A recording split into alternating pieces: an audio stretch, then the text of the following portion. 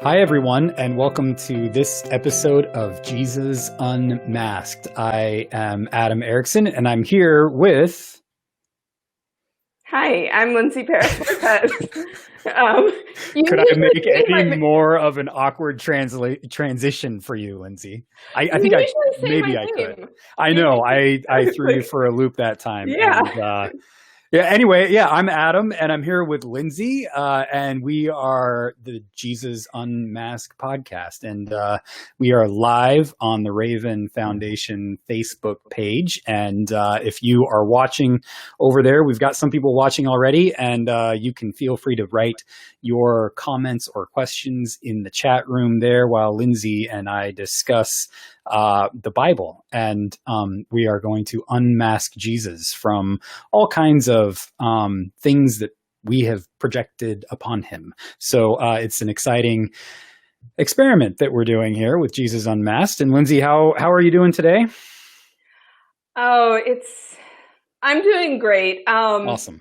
Yeah, we have, as some of our previous viewers may be aware, some of our longtime viewers might be aware that I have a new puppy, and that with that comes lack of sleep and lots of cleanup, lots of adjustments, anyway, it's all good. Everything's great. How are you, Adam? I'm great. We have Wesley here. Hi, Wesley. It's good to see you. And let's just get right into this passage because it's a fascinating passage of Jesus and the parable of the rich fool. Luke chapter 12, verses 13 to 21. And I'll just do a little brief setup for this. Jesus he's got this huge crowd following him, and he's teaching to them all kinds of lessons, deep stuff about human nature and how people work. And then one guy from the crowd comes to Jesus and says this. Here we go. You ready? I don't care if you're ready, Lindsay. I'm just going to read it. Okay? I'm totally ready. Okay, good. So, all right. Here we go. Someone in the crowd said to Jesus, "Teacher, tell my brother to divide the family inheritance with me." But Jesus said to him, "Friend, who set me to be a judge or arbitrator over you?" And he said to them, "Take care. Be on your guard against all kinds of greed, for one's life does not consist in the abundance of possessions." Then Jesus told them a parable. The land of a rich man produced abundantly, and he thought to himself, "What should I do? For I have no place to store my crops." Then he said, "I will do this. I will pull down my barns and build larger ones. And there I will store all my grain and my goods. And I will say to my soul, 'Soul, you have ample goods laid up for many years. Relax, eat, drink, be merry.' But God said to him, 'You fool, this very night, your life is being demanded of you. And the things you have prepared, whose will they be?' So it was with those who store up treasures for themselves, but are not rich towards God." I want like the music in the background to go dun, dun, dun. Exactly. It's like there's so much in this passage. First, this is the NRSV, and usually I like the other podcasts that I've heard, and they read this passage. It's, I think it's the Common English Bible or something. It's something else. And it says, right at the beginning when Jesus talks, our translation, the NRSV says, "Friend, who set me to be judge or arbitrator over you?" But other passages have it say, "Man, who set me up to be judge or arbitrator over you?"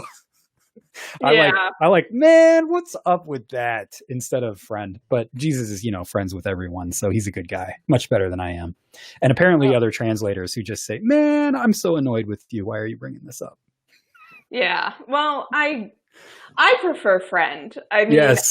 I think that's because you are much better than me too, though. So no, but I like the humor in man. Yeah, right. But friend sets it up so that friend is a friendlier tone, and I think that it sets it up for the man to listen, because when you address someone in friendliness, people are much more likely to listen than if you address them in a tone of accusation. Yeah. And I hope that Jesus did say friend, or something that conveyed his respect for this person, even as he tells him, you got to see the world in a whole different way.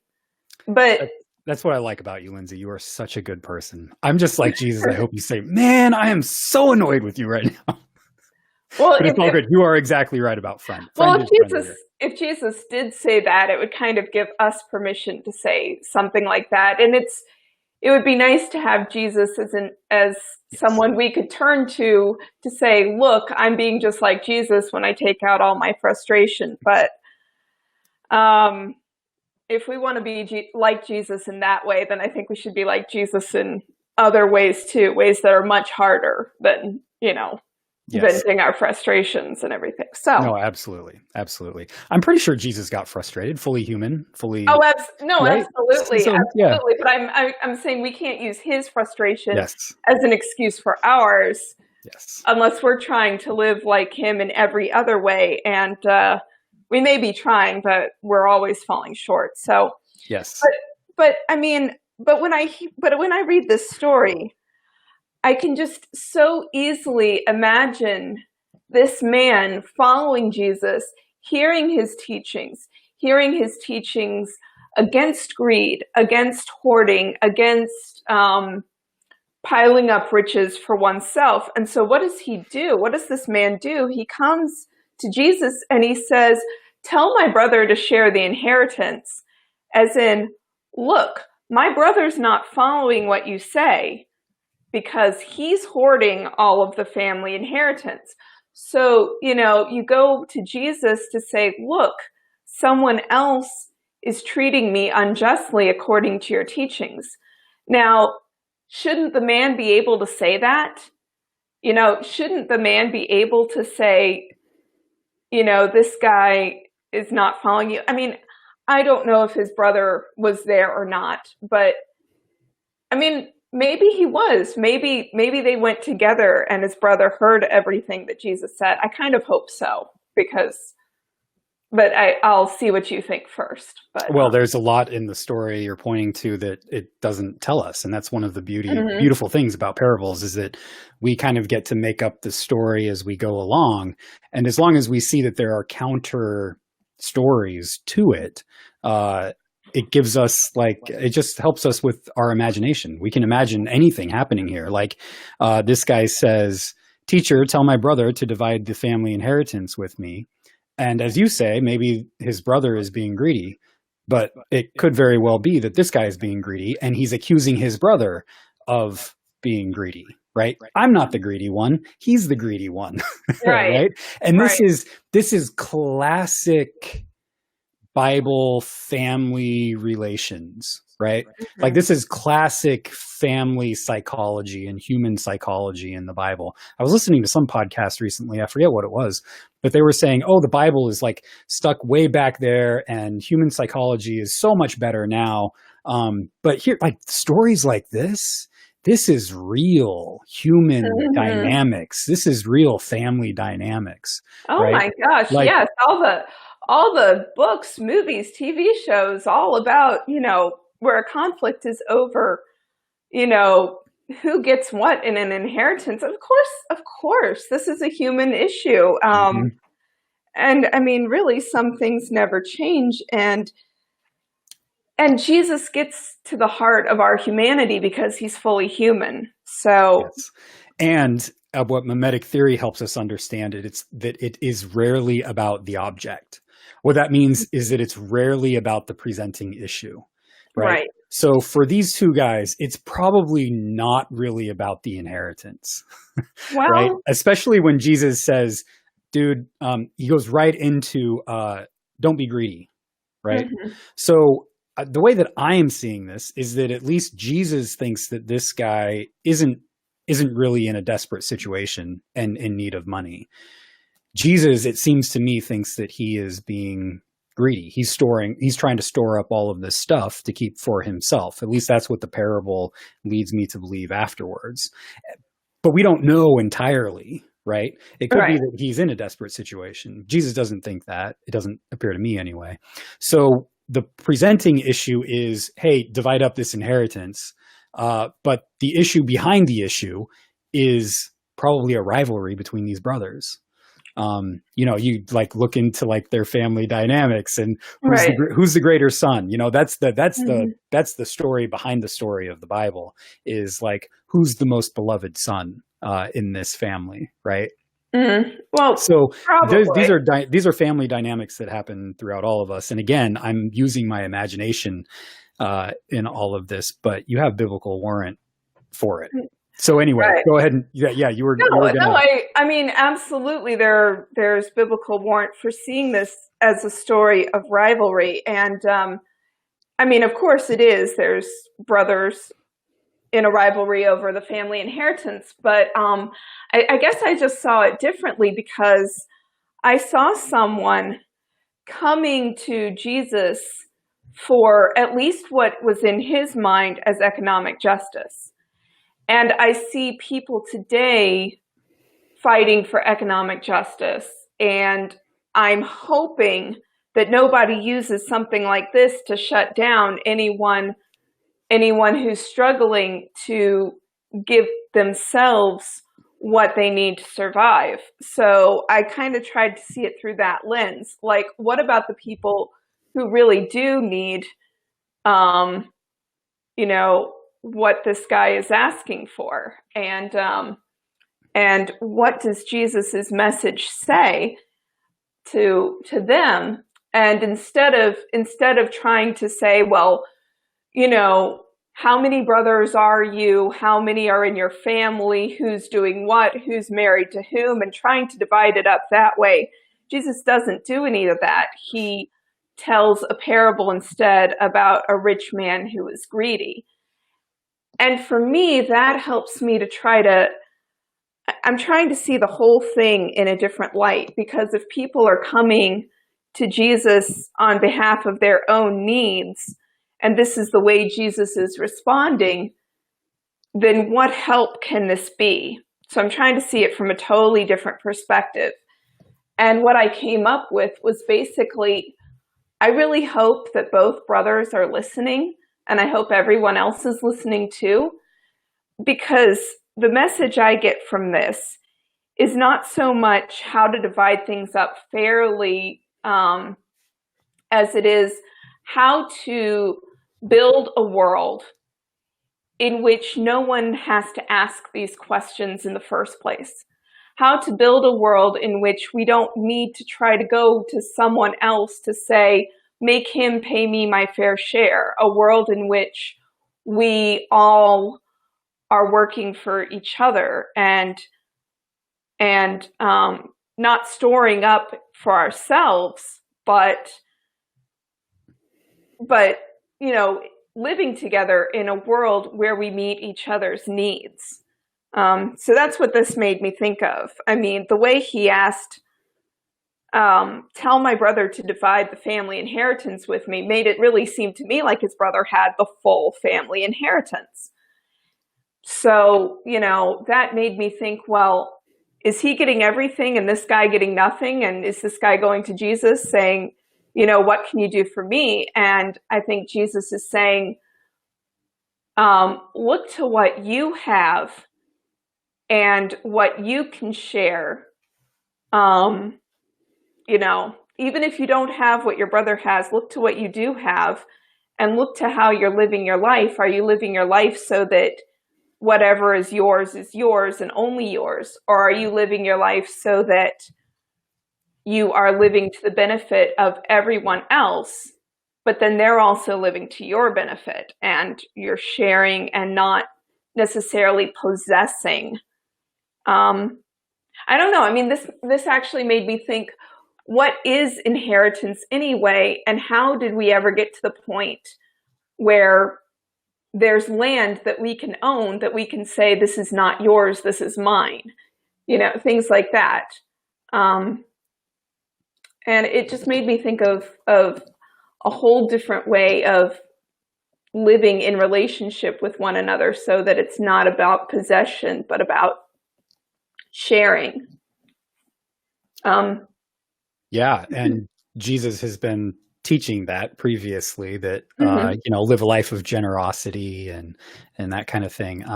And so that, I guess, is the answer that Jesus gives to your question of, how do we live this out in practically in the world, right? It's also interesting that Jesus says, "Friend, who set me up as judge over you?" Right? Is Jesus the judge? Does Jesus come to Well, judge the world? the living and the dead. Yeah, we say that in Right? the creeds all the time, don't we? Yeah. It's Yes. like, So what's that about?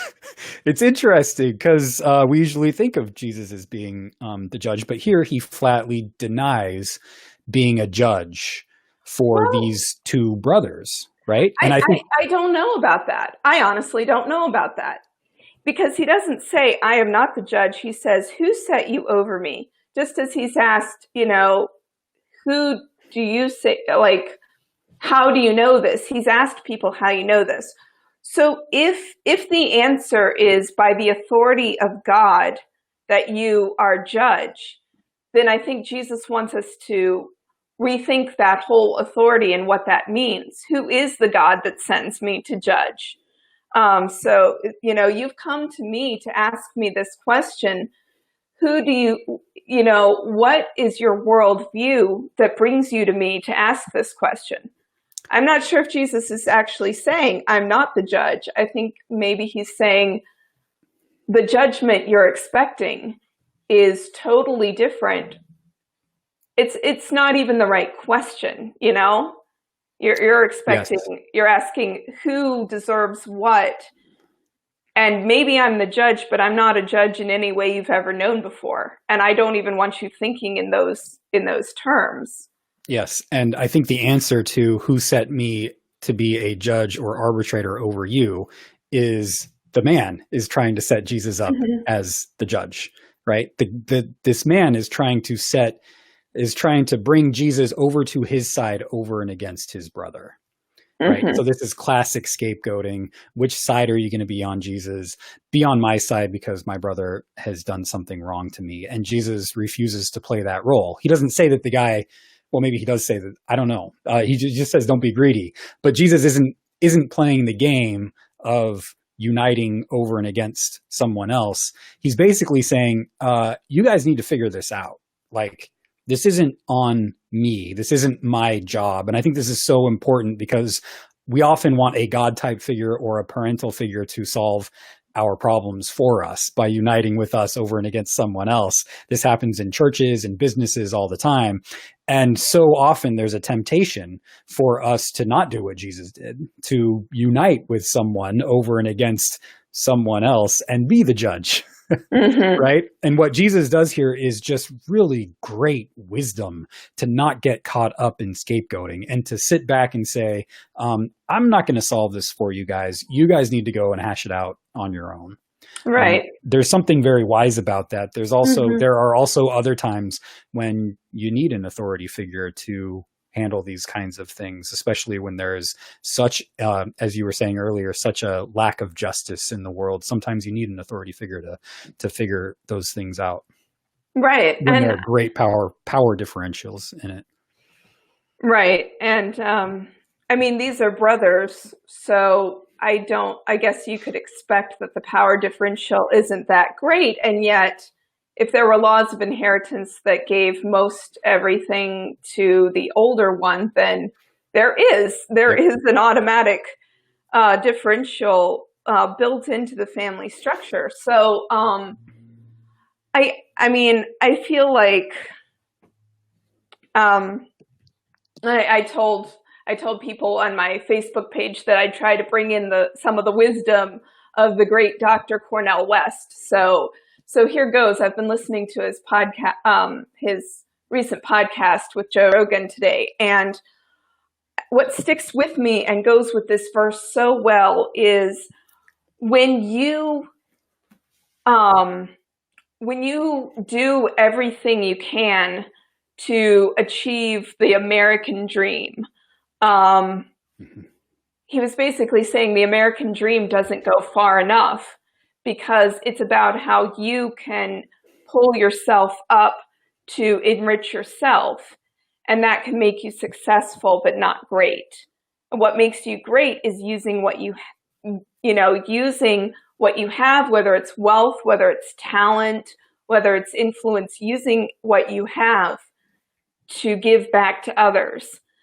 And so I feel like Jesus is telling us this when he's making a contrast between greed and storing up for yourself versus being rich toward God. Being rich toward God is being rich toward your neighbor. Being rich, there's no difference.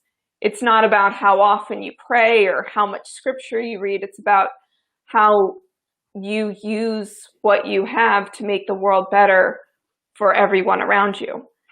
And I think maybe both brothers needed to hear that message. I'm hoping that if someone was hoarding all the inheritance, that he heard this message too, but that it's also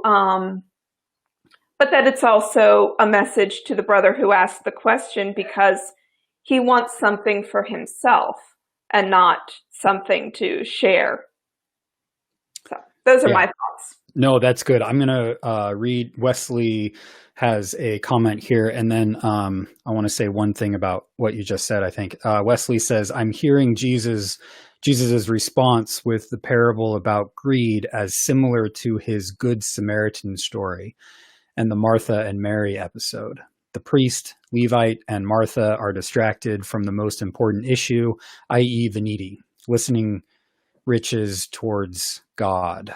Yeah, I think that's great. And that goes along with the one thing that I wanted to emphasize in this chat was Jesus tells this parable about the man whose land produced abundantly, and he stored up all of the crops for himself, right? And then Jesus says, your life is going to be taken away from you, yada, yada.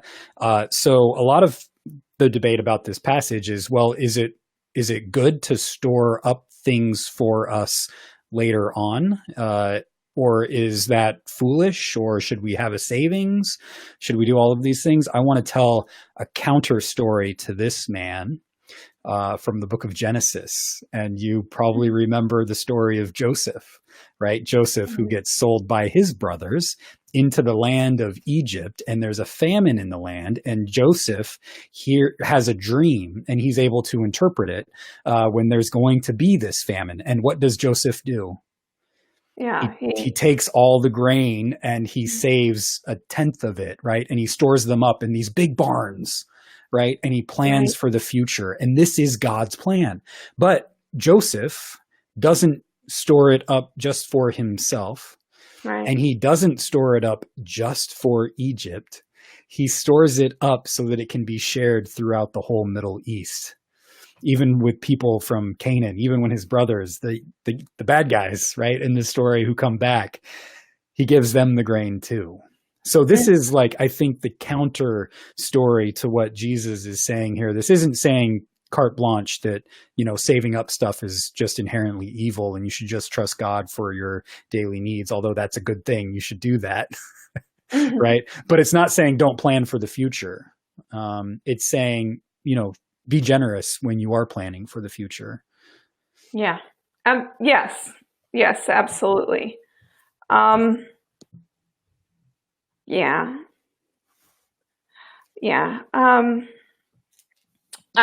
reminded of the words of my beloved chaplain, who would end all of her services, including the wedding service that she performed for me and my husband, with the words, and now may you accept life as a gift and live life as a way of giving thanks. And I think our whole perspective would just open up if we really did accept life as a gift and live as a way of giving thanks. Living in gratitude means living generously because we do not consider anything that is ours to be I mean, if it's ours, it's a gift that everyone else shares. It's a benediction for all of us. So we all share in the gift that is life, and we're all called to live as a way of giving thanks, which means giving to each other. We don't store up for ourselves. We don't puff up ourselves with pride to say we earned this and we deserve it and they don't. We have a much more humble view of life than that. And awesome. So I have one last question for you. Yeah. Ready? But God said to him, "You fool, this very night your life is being demanded of you." Is God going to kill this man? Maybe he worked. Jesus has been like, "Hey guys, be generous, be generous, be generous." And then you get this image. Is this about God not being generous and killing someone? Maybe he worked too hard in the hot sun, tearing down his barns, building new ones, and carrying his heavy fortune, and he has a heart attack. We have no idea. No, thank you. Thank you for that. Like, a lot of people will project, oh, you see, this is like one of those passages where a lot of people will say, see, God does kill. God is violent. But it doesn't say that in the text. Jesus doesn't say, oh, hey, God's going to take your life from you. It doesn't say that. So we come in and bring in our own interpretation of it and fill in the words that Jesus leaves out. So the whole thing about this very night your life is going to be taken from you or whatever there's no actor in it. So as you say, it could very well be you're working too hard and you're going to have a heart attack and die. It could very well be that. It could very well be that other people are getting jealous and they're going to take your life and take your stuff away from you. But God, as the actor in this, is not there. Right. And it really could be, working yourself to death is a phrase. It's a phrase for a reason, because it happens because people will forget about all the things that bring joy and happiness, which we really do need to survive. And they will work themselves to death out of greed. And it's also true that greed can attract violence. It's true that greed is a form of violence, and it's true that it can backfire on you. There are all kinds of things that could have happened to make this man die. And, God doesn't have to be any of those reasons.